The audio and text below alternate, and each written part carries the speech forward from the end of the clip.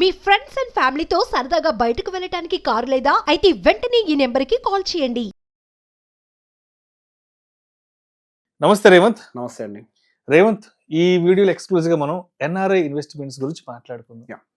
చాలా మంది ఎన్ఆర్ఐలు ఏం చేస్తున్నారంటే ఈ మధ్య కాలంలో ఇండియాలో రియల్ ఎస్టేట్లో పెద్ద మొత్తంలో ఇన్వెస్ట్ చేస్తున్నారు. అవునండి. ఆ ఇన్వెస్ట్మెంట్ మోడ్ ఎలా ఉంటుందంటే, చాలా మంది ఊర్లో ఉన్న వాళ్ళ పేరెంట్స్ పేరు పైన ఊర్లో వ్యవసాయ పొలాలు కొనడం, లేదంటే ఎక్కడైనా ఖాళీ జాగాలు కొనిపెట్టడం, ఈ విధంగా కొంతమంది ఇన్వెస్ట్ చేస్తుంటారు. ఇంకొంతమంది ఏం చేస్తుంటారంటే పెద్ద పెద్ద సిటీలో ఈ గేటెడ్ కమ్యూనిటీస్లో విల్లాస్ కొనుక్కోవడం, ఇంకేదైనా పెద్ద పెద్ద హై రైజ్ అపార్ట్మెంట్స్లో ఒక 5 కోట్లు 10 కోట్లు పెట్టి ఫ్లాట్లు కొనడం చేస్తుంటారు. ఇంకొంతమంది ఏం చేస్తున్నారంటే ఈ ప్రీ లాంచింగ్ అపార్ట్మెంట్స్ ఉంటాయి కదా, ఇంకొక 3 years 4 years రెడీ అవుతుంటాయి ప్రీ లాంచ్ ఆఫర్ల కింద. చాలా మంది ముందుగానే ఇన్వెస్ట్ చేసేస్తున్నారు కదా.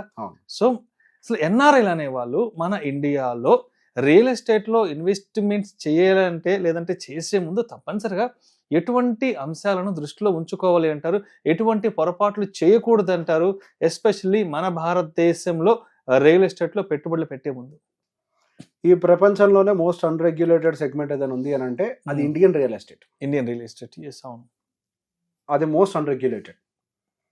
ఒక రకంగా ఇండియాలో రియల్ ఎస్టేట్ ప్రైజెస్ పీక్స్కి వెళ్ళడానికి గల మేజర్ రీజన్ ఏంటి అని అంటే, ఇండియన్ రియల్ ఎస్టేట్ మార్కెట్లో చాలా బ్లాక్ మనీ ఫ్లో ఉంటుంది. అది ఓపెన్గా అందరూ ఒప్పుకోవాల్సిందే. సో ఈ పార్ట్ని ఒకసారి పక్కకు పెట్టి మళ్ళీ తీసుకొని అతికిస్తాను. జస్ట్ కీప్ దిస్, ఈ పాయింట్ని గుర్తుపెట్టుకోవాలి ఫస్ట్. సో ఫస్ట్ మనం ఏదైనా ప్రాపర్టీ కానీ ఇన్వెస్ట్మెంట్ కానీ, it could be a property or investment. So అది ఎన్ఆర్ఎస్ విషయంలోకి వచ్చేసరికి మీరు ఇన్వెస్ట్మెంట్ చేసేటప్పుడు ఎందుకు చేస్తున్నారు అనే ప్రశ్న ఫస్ట్ మీకు రావాలి. చేసేటప్పుడు ఏం చేస్తారు? వెల్త్ క్రియేషన్ అని చేస్తారు చాలా మంది. పొలం ఎందుకు కొంటారు? వాళ్ళు వెళ్ళి అక్కడేం వ్యవసాయం చేయరు ప్రాక్టికల్లీ.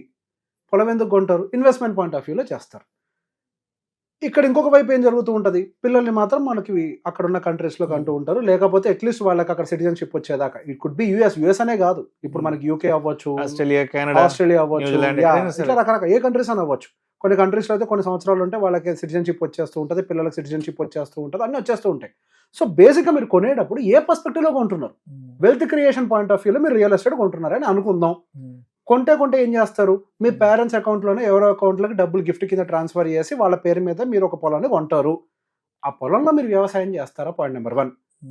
పాయింట్ నెంబర్ 2, మీకు నిజంగా వెల్త్ క్రియేషన్ పర్స్పెక్టివ్ కనుక మీరు అది కొంటే అగ్రికల్చరల్ రియల్ ఎస్టేట్ ఎంత సిఏజిఆర్తో గ్రో అవుతుంది? ఇది కదా మనం ఆలోచించాల్సింది. అగ్రికల్చరల్ రియల్ ఎస్టేట్ అనేది హార్డ్లీ గ్రో అయితే 7%తో మాత్రమే మూవ్ అవుతుంది అది, రైట్? సో అగ్రికల్చరల్ రియల్ ఎస్టేట్లో మీరు ఇన్వెస్ట్ చేయడం వల్ల ఇండియన్ ఇన్ఫ్లేషన్ కనీసం బీట్ చేస్తున్నారా?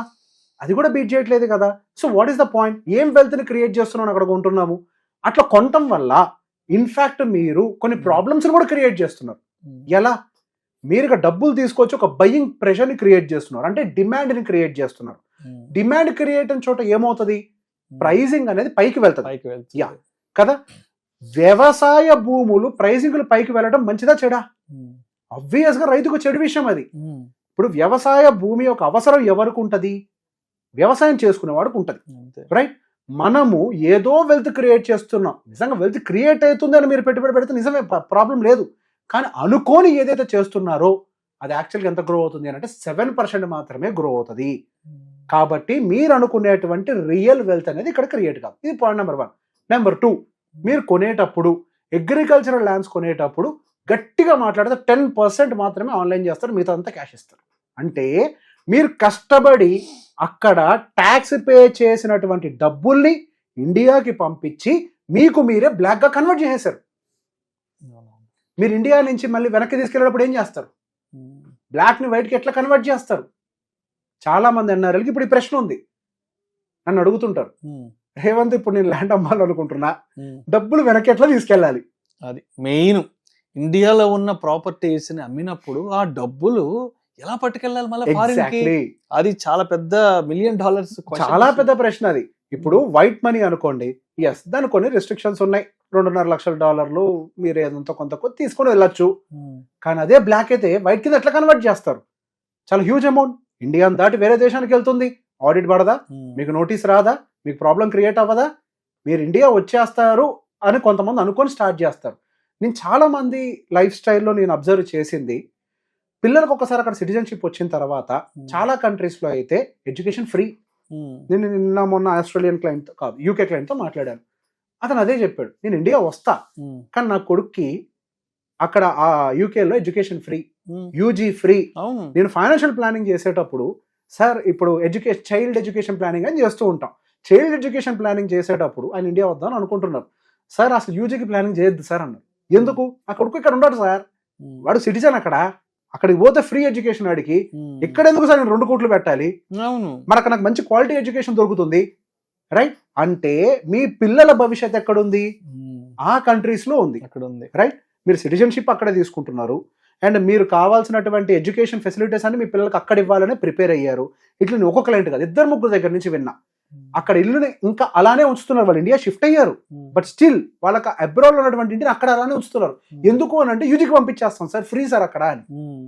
అంటే మీ పిల్లల భవిష్యత్తు అక్కడే అవుతున్నప్పుడు ఇక్కడ ఎందుకు పెట్టుబడులు పెడుతున్నారు? మీరు నిజంగా ఇండియా వస్తున్నప్పుడైతే గనక మీరు ఇండియా వచ్చే ముందు మీరు ఏదో ఒక జాబ్ ఆపర్చునిటీ చూసుకుంటారు కదా, ఏ సిటీలో చూసుకుంటున్నారో ఆ సిటీలో కొనుక్కుంటే పనికి వస్తుంది. మీరు ఇండియా వస్తే మీరేం వెళ్ళి ఖచ్చితంగా మీ పల్లెటూరులో అయితే ఉండరు. హైదరాబాద్ లో ఉంటారో తెలియదు, బెంగళూరులో ఉంటారో తెలియదు, చైనా పూనా ఎక్కడ ఉంటారో ఎవరికీ తెలియదు. ఎక్కడ ఉంటారో తెలియదు దానికి పెట్టుబడి ఎందుకు పెడుతున్నారు? రెంటల్ ఇన్కమ్ వస్తుందంట. ఎంత వస్తుంది సార్? మీరు అక్కడ ఆ కంట్రీస్ తోటి ఇండియాని కంపేర్ చేయకూడదు. ఒకప్పుడు మీరు అక్కడ ఇల్లు కొన్నప్పుడు మీకు హార్డ్లీ 1.5% ఉండదు ఇంట్రెస్ట్ రేట్, మీకు రెంటల్ ఇల్లు 3% వచ్చేది. సో మీకు ఒక మంచి అడ్వాంటేజ్ లాగా కనిపించింది. మీరు లోన్ లో ఇల్లు కొన్నా కానీ మాకు మంచి రెంటల్ ఇల్లు వస్తుంది, మంచి బెట్ అదే అని. అదే ఇండియాలో మీకు ఇక్కడ ఇంట్రెస్ట్ రేట్ దాదాపుగా 7-8-9%. అఫ్ కోర్స్ ఇప్పుడు అక్కడ కూడా పెరిగే తర్వాత తగ్గచ్చేమో, ఇంతకు ముందు నీ దృష్టిలో పెట్టుకుని ఇప్పుడు చేస్తున్నారు ఆ పనులని. ఇక్కడ 7-8-9% ఇంట్రెస్ట్ రేట్ ఉంటుంది, రెంటల్ ఇల్లు 3% వస్తుంది. మీరు ఉండని ఇంటికి ఎందుకండి మీరు కడుతున్నారు డబ్బులు? ఏ సిటీలో ఉంటారో తెలియదు మీరు వెనక్కి తిరిగి వస్తే. సో ఇన్వెస్ట్మెంట్స్ పెట్టేటప్పుడు జాగ్రత్తగా చూసి పెట్టాలి. రేవంత్, మీరు ఇందాక ఒక మాట అన్నారు, పెద్ద ఎత్తున విదేశాల నుంచి వచ్చి ఇక్కడ మన అగ్రికల్చరల్ ల్యాండ్స్ లో పెట్టుబడులు పెట్టడం వల్ల అది మన రైతులకు ఇబ్బంది అన్నారు. ఒక మాట చెప్పారు. అవును, నేను మొన్న మా ఊరు వెళ్తుంటే రోడ్ సైడ్ కొన్ని ల్యాండ్స్ అన్ని వెంచర్లు వేసేసారు, వెంచర్లు వేసి పడేసేసారు. ఓకే, ఏంట్రా అని చూస్తే అంత పెద్ద పెద్దలు వచ్చి కొంటున్నారంట అని చెప్పి సంవత్సరానికి 2 పంటలు పండే భూముల్ని మొత్తం చదును చేసేసేసి మొత్తం వెంచర్లు వేసి అమ్మేస్తున్నారంట. ఇక్కడ ఇది ఎంతవరకు కరెక్ట్ అర్థం కావడం. ఎవరో వచ్చి ఎక్కడి నుంచి వచ్చి కొంటున్నారు అని చెప్పి ఇక్కడ మనకి అన్నం పెట్టే భూముల్ని వెంచర్లు వేసి అమ్మిపడేస్తున్నారు. అదే కదా సార్ ప్రాబ్లం అంతా. ఇన్వెస్ట్మెంట్ పాయింట్ ఆఫ్ వ్యూలో చూస్తున్నప్పుడు you should not invest in agricultural land. అసలు ఫస్ట్ థింగ్ డైరెక్ట్ ఎన్ఆర్ఐగా మీకు అసలు హక్కు లేదు. ఎందుకు ప్రభుత్వం ఆ రూల్ పెట్టింది? వ్యవసాయ భూముల్లో మీరు పెట్టుబడులు పెట్టకూడదు అని. చిన్న లాజిక్.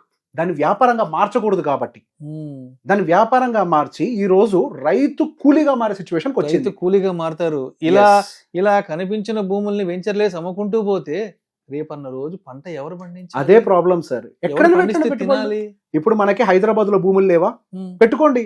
నిజంగా ఇండియన్ రియల్ ఎస్టేట్ లో పెట్టుబడులు పెట్టాలంటే భూములు మనకి చాలా ఉన్నాయి, రెసిడెన్షియల్ ల్యాండ్స్ ఉన్నాయి, కమర్షియల్ ల్యాండ్స్ ఉన్నాయి, వీటిల్లో పెట్టచ్చు. ఇక్కడ ప్రాబ్లం ఏంటి? పోనీ మీరు అనుకున్న రిటర్న్స్ వస్తాయా అని అంటే లేదు, అది కూడా రాదు. సో బేసిక్ గా మనకి ఏది అవసరమో అది కొనాలి. ఇప్పటి వరకు మా తాతలు వాళ్ళ తాతలు అందరూ వ్యవసాయ భూములే కొన్నారు కదా, మేము కూడా అయ్యే కొంటాము అని అంటే ఆ రోజు వ్యవసాయ భూములే మనకి జీవనాధారంగా ఉండేది. We use to work on agricultural lands and create income from that. ఈ రోజు మన పని అది కాదు. మన పని కాని దాంట్లో మనం పెట్టుబడులు పెట్టడంలో ఏమైనా లాజిక్ ఉందా? ఎస్, వెల్త్ క్రియేషన్ కోసం మీరు రెసిడెన్షియల్ ఆర్ కమర్షియల్ ల్యాండ్స్ ను కొనండి. అపార్ట్మెంట్లు కానీ అగ్రికల్చరల్ ల్యాండ్స్ వల్ల కానీ మీకు నిజంగా వెల్త్ కూడా క్రియేట్ కాదు. అన్నెసరీగా మనకు ఎకో సిస్టమ్ ని డిస్టర్బ్ చేస్తుంది. అనవసరంగా అక్కడ ఆ ఉన్నటువంటి అంటే నిజంగా మన అవసరాలను తీర్చే ఆ ల్యాండ్స్ ని మనమే పాడు చేస్తున్నాం. ఇక్కడ ఎన్ని డిసడ్వాంటేజెస్ ఉన్నాయండి? ఒకటి, మీ సంపాదనని మీరే బ్లాక్ గా మార్చేశారు. You can take money back to your origin country. Number 2, ecosystem ని డిస్టర్బ్ చేసేసాము. అండ్ నెంబర్ 3, మీరు ఏదైతే వెల్త్ అనుకుంటున్నారో అగ్రికల్చరల్ ల్యాండ్ లో అంత వెల్త్ క్రియేట్ అవ్వదు. ఎస్ కదా. అదే భూమి రేటు పెరగకుండా ఉంటే రైతుకు అందుబాటులో ఉంటది, రైతుల మధ్యలోనే ఎక్స్చేంజ్ జరుగుతుంది, వాళ్ళు వ్యవసాయం చేస్తారు కదా. మనం దాని ఒక ప్రీమియం ప్రోడక్ట్ గా ఎగ్జాక్ట్లీ మంచి ప్రీమియం ప్రోడక్ట్ చేసేసారు. ప్రీమియం ప్రోడక్ట్ చేయకూడదు. అందుకే ప్రభుత్వం నియమం పెట్టింది, ఎన్ఆర్ఐలు పెట్టుబడులు పెట్టడానికి వీలు లేదు అని. లేదంటే మొత్తం భూములన్నీ ఇంకా అటు వెళ్ళిపోతాయి. అటే వెళ్ళిపోతాయి. వెళ్ళటం తప్పు కాదు, చెయ్యలేరు. వ్యవసాయం ఎట్లా చేస్తారు? అది problem. Thank you so much Revanth.